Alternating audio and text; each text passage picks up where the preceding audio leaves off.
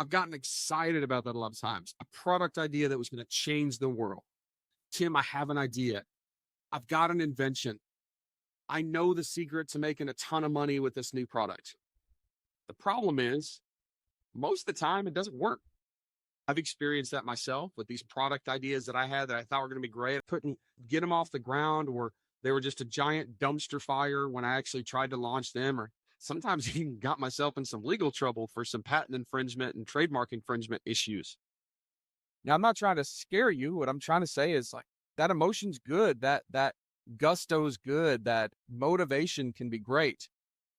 But if we're only running off emotion and not using a process, it can really bite us in the butt. There are a lot of people out there with some great ideas. And the question is, when you have that idea, what do you do with it?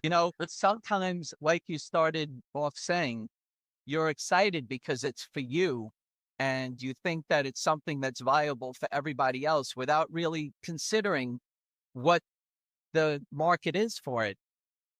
And that's when you try to figure out, is it something that you should work on? Is it something selfishly for you that you want to see out there? Or is it for a big enough audience? Whatever it is, there's things that are going around in your daily routine that you're just going through the motions. But there's people like you and I, and pretty much everybody out there that does come up with something that says, you know what? I don't like the way this is being done. Or maybe if this was done this way, or maybe there's nothing at all. And you're the person that stops to say, I'm going to do something about it. So you capture that idea.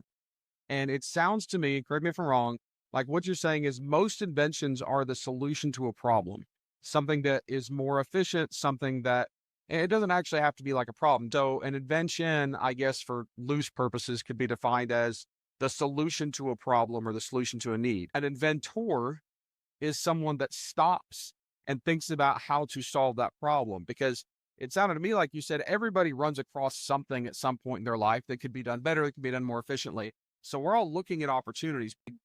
Text myself, left myself a voice message, whatever it was to capture it before somebody honked the horn when I cut them off and it's gone. I would say, Tim, that I find a lot of people that are so excited about their idea that it doesn't matter anything else except that this is their idea.